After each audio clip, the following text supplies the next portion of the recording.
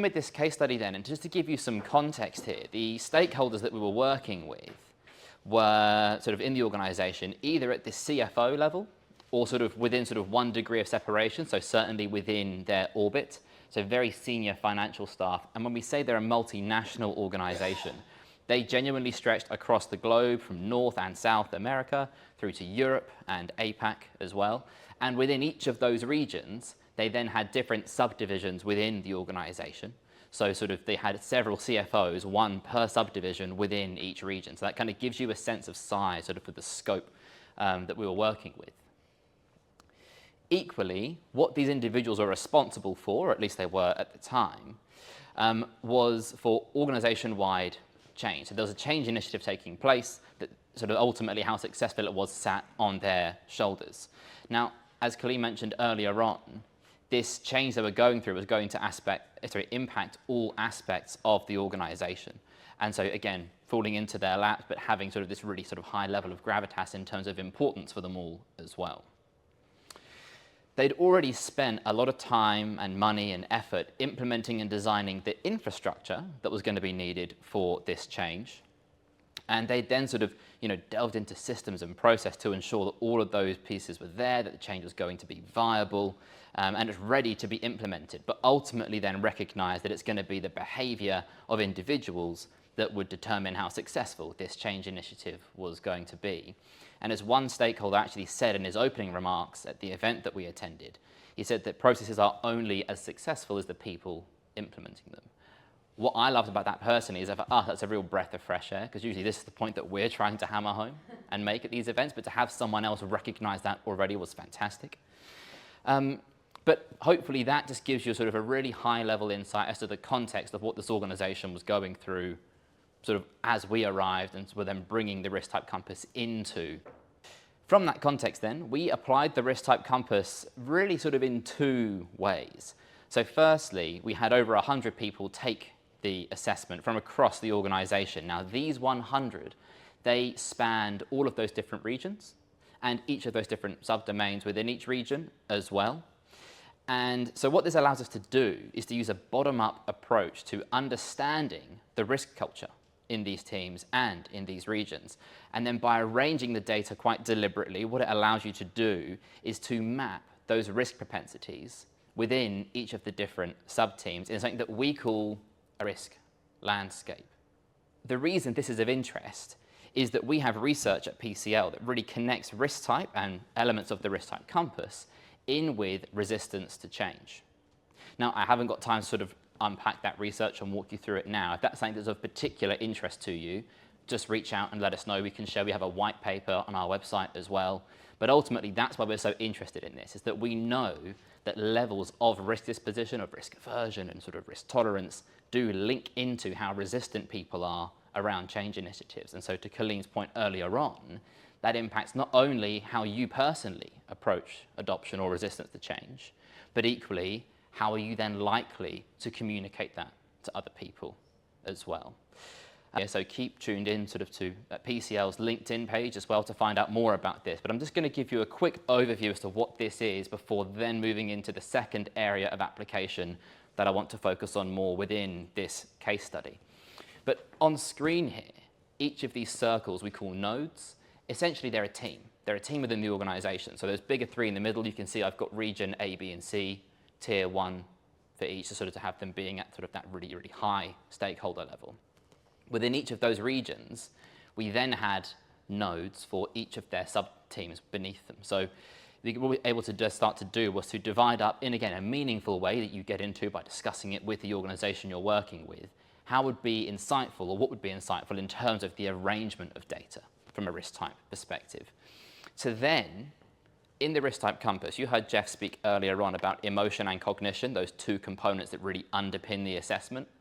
Well, on the compass, those kind of sit as an X. And the reason we have them like this, rather than sort of as a big plus symbol, is that by doing this, you can sort of close them like scissors into a vertical line. On the compass, what that then gives you is essentially sort of the altitude on the compass, if you like, is how risk-averse people are. Those towards the top of the compass are high on emotion and high on cognition. That gives us for 2 reasons for them to be risk-averse. and then conversely to that at the bottom, 2 reasons to be risk tolerant. We can actually calculate that by creating a composite score from those 2 scales. That's then what this is all about. So within each of these teams, what you've got are several individuals, all of whom have taken the risk type compass. We can aggregate their data and then give an indication for what their level of risk aversion or risk tolerance is at this level. What you can then do, by the way, in this is to then tap, also click into each of those groups and start to see their team level data. And that's what I want to really focus on today. So, oops, yes, that's right. So of the 100 that took the assessment as part of sort of administering and building that landscape, 35 of them were brought together to the company's head office as sort of part of a larger team event. And a big part of that we then carried out to help individuals understand how their risk type and how the risk type compass output impacts how they make decisions and how they enable change personally, as a team, and as well as an organization.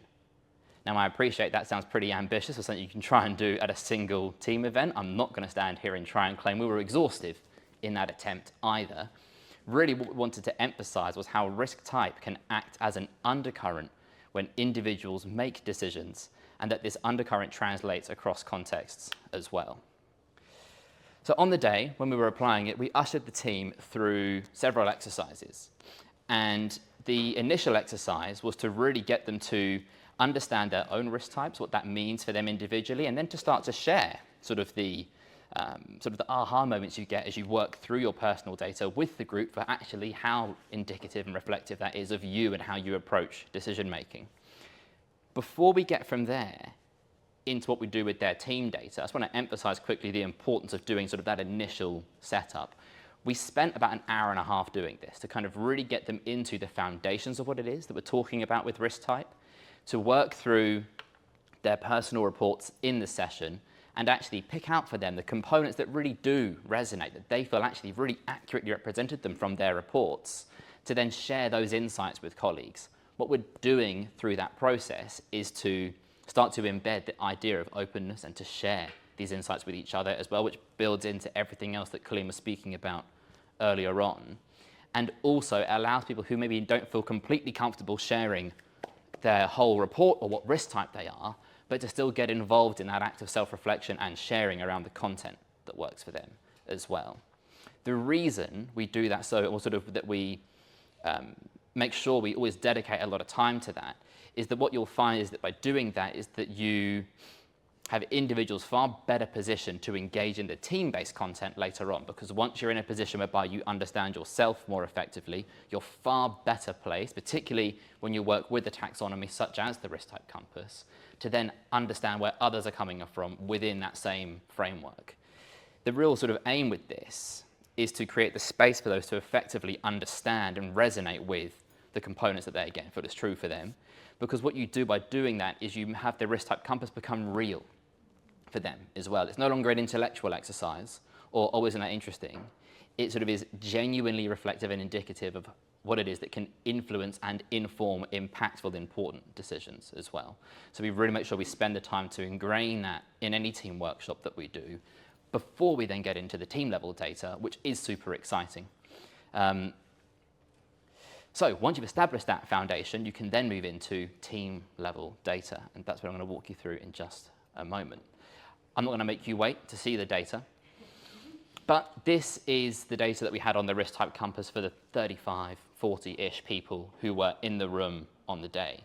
Now, for the sake of making this meaningful and useful, we actually divided it into 4 sort of smaller sort of subsections to then allocate them into, kind of similar to today, sort of, smaller table discussions rather than trying to get all 35 to discuss it at once. But even when it's aggregated, I just think this paints such a fantastic picture. There are some people, by the way, on this that share what we call a dot location. So if you're being particularly savvy and you're trying to count the number of dots, I'm aware there's less than 35. Some of them are in the same position, so they're sort of 2 or 3 deep. Now, what I'm going to do after this case study is introduce you to and walk you through the approach we take when interpreting this graphic. So I won't walk you through that process now. I'm just going to jump straight into what were sort of the implications and outcomes for this group. Now, for those of you who are familiar with the risk type compass, you'll be aware that sort of there's an even representation of all risk types in the general population. So Jeff mentioned this earlier on. We've had over 20,000 people take the risk type compass assessment. There's roughly 10% in each risk type, if you include then the axial group as well. It fluctuates between sort of 8 and 14%, but roughly very even distribution. That makes this then so fascinating by contrast to have almost nobody down in that bottom left-hand corner. If you sort of exclude the carefree and the excitable, everybody's then sort of from the mid up to the top right. What that means for this team, also for this entire cohort, is that they're far more detail-oriented, far more structured and process-driven than they are flexible or adaptable or creative. This then poses a real challenge when it comes to advocating and implementing change across an organization. So when I mentioned that, again, they sort of spent a lot of time establishing, are the processes going to work? Do we have them all in place? That was done very thoroughly. The bigger challenge was coming in, okay, how do we now actually implement and actually make that change? Because they were so used to getting locked into, we do these particular things in a particular way for a particular reason. Just for those of you, again, who I appreciate some of this is relatively new, but the deliberate risk types, by the way, those who sort of sit in that component of the compass, they are massively overrepresented in the industry of air traffic control, which I think really nicely paints a picture for what you're likely to see behaviorally for those who sit on the right-hand side of the compass. They are very sort of regimented, stick by the rule book, which air traffic control makes complete sense. They have an A to Z guide of what to do in every scenario, and they do it coupled with a level of composure and calmness that allows them to sort of just be really, really resilient day to day, but lack urgency. And that's the feedback they get from people like pilots, by the way, is but when we're freaking out because passengers are screaming and we're losing altitude, they call through to air traffic control and they go, okay, in this scenario, what you need to do is, and they'll go through the manual, and it's very sort of monotonous and stoic. So while it benefits them in their role, it doesn't come without its drawbacks either. So there's a similar dynamic in this group here. So to their advantage, the changes that they are going through are very thoroughly planned, but this then comes at the expense of pace. And there's a danger here as well that when change is then being communicated or advocated across the organization, that they're going to really heavily rely on detailed communication, on explaining what everything is. As Colleen was saying earlier on, some people want to have the full handbook on their desk before change even sort of gets rolled out. For others, though, that's just not the case. And it doesn't matter how much you try and implement this detail imposed structure, it just won't work for some people. And that's what they're at risk of going into because of the groupthink component that Colleen was mentioning earlier on here. So that's sort of what we're seeing at a sort of a group level, so with that sort of larger data trend. Beyond that, there's then also a really interesting question here for what does that mean for the lived experience for those who are sort of outliers, if you like, and do sort of sit towards the bottom left. We can look at what it means for the whole group, but equally, what about the few that actually stand out? What does that mean for them? Do they feel like their perspective is often overlooked or overshadowed by the consensus of the majority as well? The last thing I want to mention, just sort of on, as we're looking at this, that came across during this team session, is that emotionally, they were more calm than they were sort of emotionally sensitive. And one thing that they really resonated with on the day is that for them, they saw a limitation or a potential limitation in being quite unreactive and potentially having a reputation within the organization of even sometimes being apathetic because things are delivered in this really calm, reassured manner, that actually others was thinking, but you do actually not quite understand the severity or impact of what this stuff's going to do within the business. And so again, it's all just then about how do we adapt communication to try and manage some of those tendencies that we know are present within this cohort.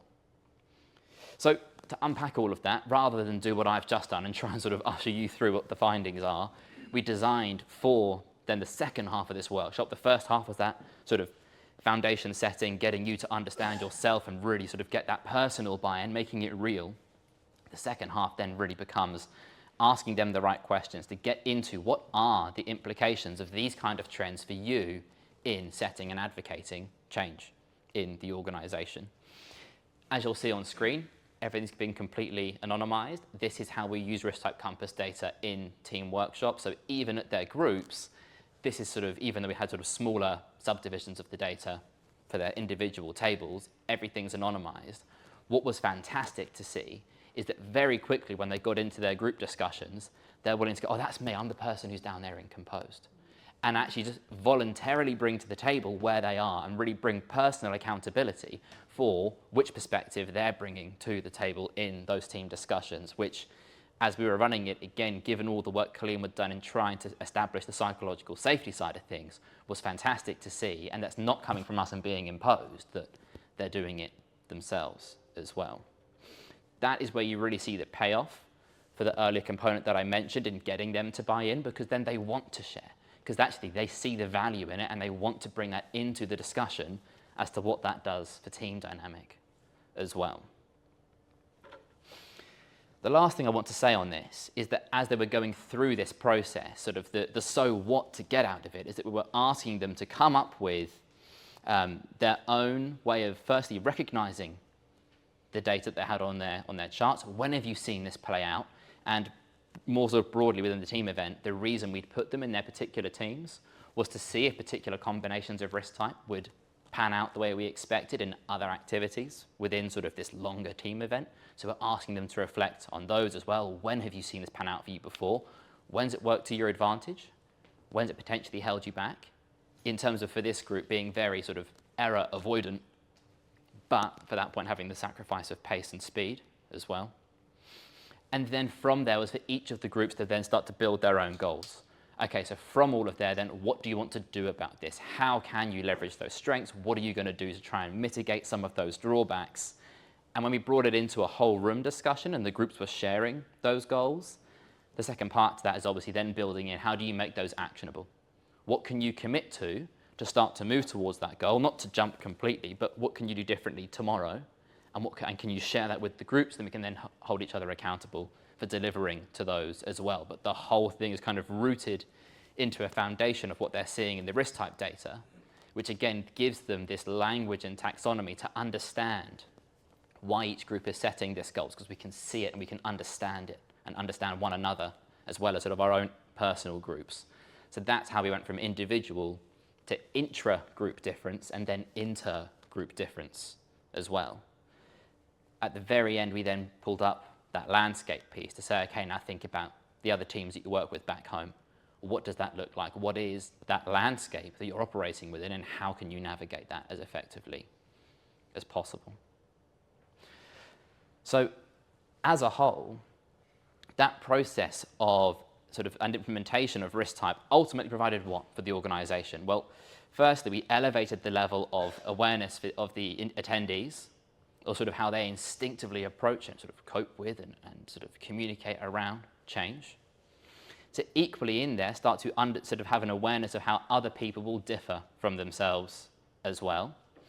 But awareness on its own achieves very little. I see it as being analogous sort of to if you buy a map, but then you never actually go on a journey, or you never sort of go on a hike through a particular mountain range, what's the point in buying the map on its own, right? Similarly, you can find out all you like about you and your team's risk types. If you don't do anything with it, it's achieved very little. So that's when we got into, okay, what does it mean for the attendees? What are their strengths and respective shortcomings? How should they be responding to that to leverage those strengths, but also to try and manage some of those potential drawbacks as well? For this group, in terms of managing some of those drawbacks, it came down to two broad areas in terms of those goals and the actionable commitments. One was sort of compensation by actively seeking out alternative perspectives during discussions. So trying to find these people and making sure that their voice didn't get lost in sort of the majority of the consensus elsewhere in discussion, or even looking more broadly in the organization, identifying individuals from the 100 rather than just the 35, who again you can bring in to try and add some balance into these discussions. That was one. And the other was also then around for them being really intentional with how they craft their communication around this change. Not to kind of fall into the autopilot of going, well, we're all pretty similar here. We all think that's a great idea. Fantastic. And dropping into sort of that pitfall of groupthink that Colleen mentioned earlier on. having sort of the awareness to then use that to intentionally avoid falling down that pitfall for them.